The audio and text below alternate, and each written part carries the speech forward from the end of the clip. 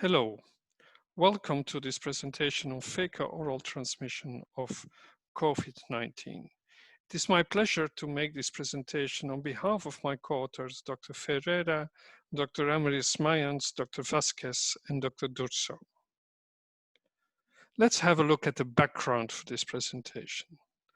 The recent COVID-19 pandemic has revealed that the virus not only replicates in the airway system, but also in the gastrointestinal tract, as observed during previous coronavirus outbreaks of SARS, severe acute respiratory syndrome, and the Middle East respiratory syndrome, better known as MERS, proving that coronavirus was also present in stools.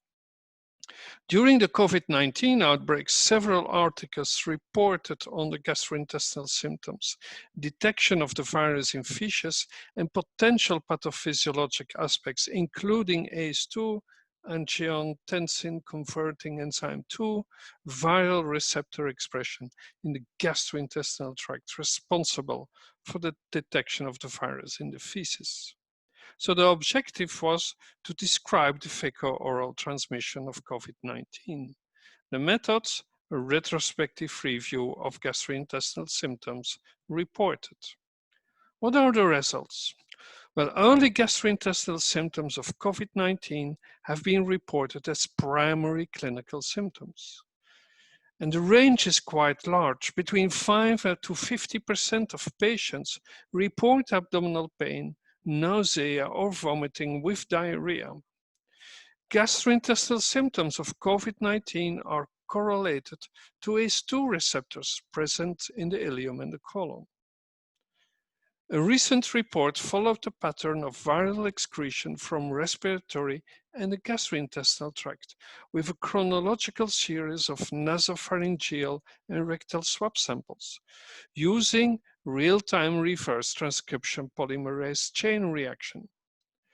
The results evidence that 8 on 10, so 80%, had positive rectal swabs. Moreover, a positive PCR test of rectal swabs persisted after nasopharyngeal testing had become negative. Adults also had a prolonged presence of the virus in the stools, up to more than 30 days after the virus had disappeared from the respiratory tract.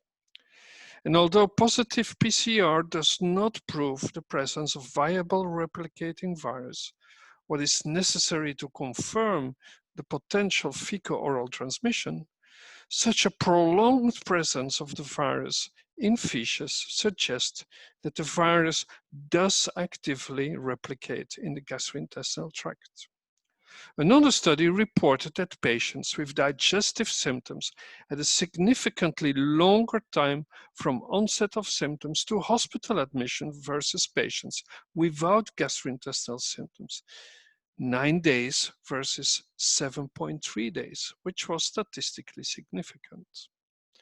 So the conclusions of our retrospective analysis of the literature is that although positive PCR does not prove the presence of a viable replicating virus necessary to confirm potential fecal-oral transmission, the prolonged presence of the virus in feces suggests that the virus does actively replicate in the gastrointestinal tract. And gastrointestinal symptoms may contribute to diagnostic delays since the typical respiratory symptoms might not be predominant in these cases. I would like to thank you for your attention.